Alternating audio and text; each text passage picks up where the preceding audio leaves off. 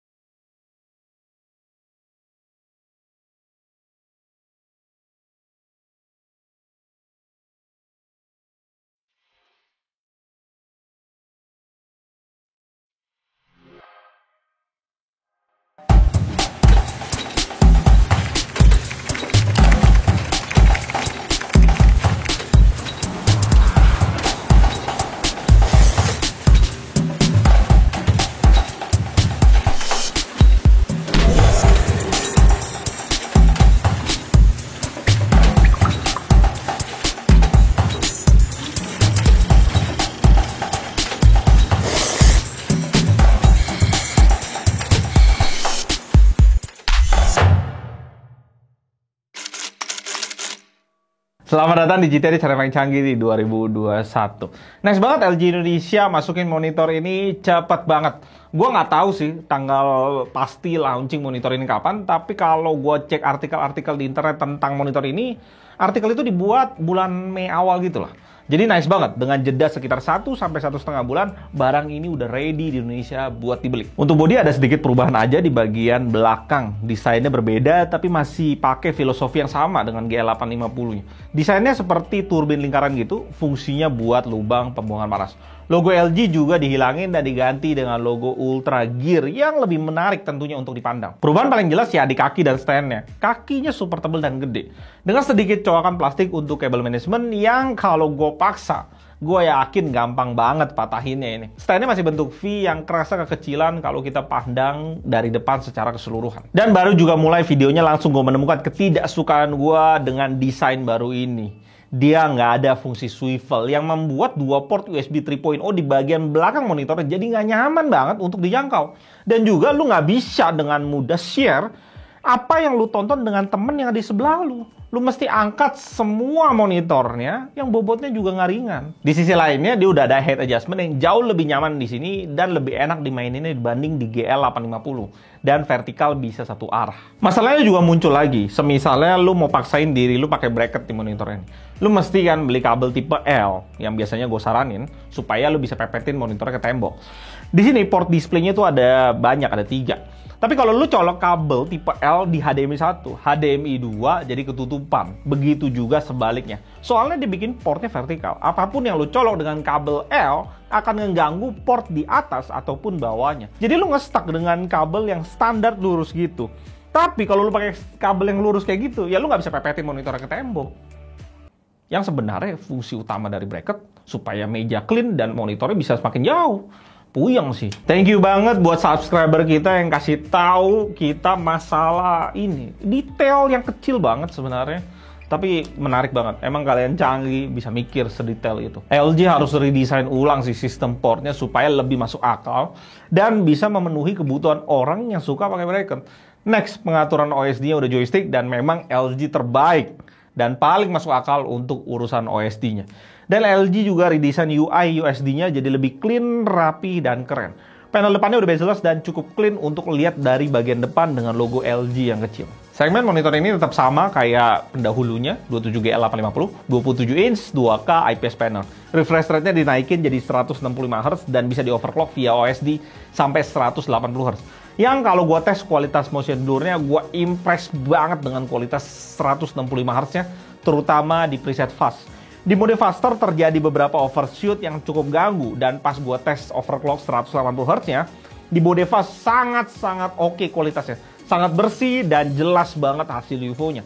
Tapi ketika kita naikin lagi ke faster, ini banyak overshoot dan UFO-nya kayak kepotong-potong gitu.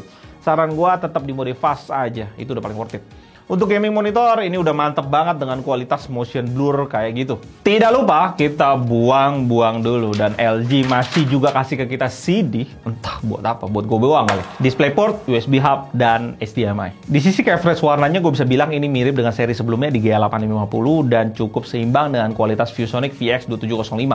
Yang sayangnya keakuratan warna masih lebih bagus di GL850, walaupun sebenarnya dia udah akurat dengan average yang rendah banget di 1,7 delta E. Dan setelah gue kalibrasi baru kualitasnya jauh lebih baik dengan maksimumnya 1,76 delta E dan average turun banyak ke cuma 0,87 delta E. Untuk brightness tinggi di 355 nits dan kembali kontrasnya cuma dapetin 720 banding 1. Ya kalau lu suka main game di tempat-tempat gelap sih ini nggak akan terlalu detail kayak monitor 1000 banding 1. IPS yang 1000 banding 1 kontrasnya. Untuk kerapian warna dan kerapian brightness unit GP850 yang gue punya cukup oke aja hasilnya, nggak ada sesuatu yang spesial. Dan ketika kita tes bleeding, ini hasilnya. Sejauh mata gue memandang, gue nggak bisa menemukan bleeding di monitor ini. Dan kalau gue swivel buat kalian bisa cek sendiri, nggak ada kebocoran cahaya yang mengganggu juga yang kelihatan di sini banget. Tapi ini nggak menjamin kalau monitor kalian beli yang kode ini nggak dapetin bleeding. Karena semuanya harus pakai hoki. LG ini bisa kalian dapetin di harga 6,8 juta dengan garansi LG yang masih 1 tahun aja untuk panelnya. Kalau kalian lihat, dia selalu tulis 3 tahun, tapi sebenarnya itu kepecah. 1 tahun panel dan 2 tahun sisanya di cover service saja. Jadi kalau panelnya rusak setelah 1 tahun lebih, pas mau ganti harga panelnya aja itu 80% sampai 90% harga monitor baru. Pikirin baik-baik hal itu, ini monitor soalnya hampir 7 juta. Dengan harga kayak gitu, LG masuk ke kelas monitor gaming yang premium. Apalagi ketika kita lihat pesaingnya di pasaran. Pertanyaannya gini, apakah kita perlu beli LG di harga 6,8 juta? Secara harga, kalau kita bandingin di China atau di US, LG Indonesia sebenarnya udah memasang harga yang murah. Di China sampai 7,3 juta, sedangkan di US di website LG sendiri 6,4 juta. Di sisi harganya sih ini oke banget, nice. Tapi gini, walaupun dia 1440p yang secara pixel lebih tajam dibanding 1080p 27 inch, dia nggak nyampe 200 Hz untuk refresh rate-nya. Untuk gaming casual di mana lu mau kerja, sebenarnya buat kerja terus gaming sekali ini oke lah. Tapi ketika kita ngomongin game kompetitif zaman sekarang, ya ambil salah satu yang terkenal di Indonesia, Valorant dan Apex Legends misalnya. Dengan hardware zaman sekarang untuk sentuh 200 FPS, 240 FPS itu nggak sulit lagi. Faktor kelangkaan VGA gue nggak bahas ya. Dengan 7 juta rupiah, lu sebenarnya bisa dapetin monitor Full HD 240 Hz dengan warna bagus juga. Sebut aja Lenovo Y2525 di 4,5 juta atau LG 27GN 550 di 5,6 juta. Lu bisa dapat kembalian tuh kalau lu punya duit 7 juta. Kompetitif game nggak butuh juga 1440p. Jadi pastiin lu tahu kebutuhan lu sendiri dulu. Dan gua udah rasain sendiri. 144 Hz atau teman-temannya 165, 170. Beda kelas bro sama 240 Hz. Apalagi ketika tiap hari lu mesti asah skill, aim, dan tembakan lu. Grinding gitu ya bahasa gamingnya ya. 240 Hz minimal lah untuk gaming FPS zaman sekarang. Dengan semua hal kayak gitu, LG di sebelah gue ini harus bersaing dengan semua monitor dengan harga di bawahnya. Terutama ViewSonic VX2705 dengan spek yang sama di atas kertas yang murah banget di 4,9 juta.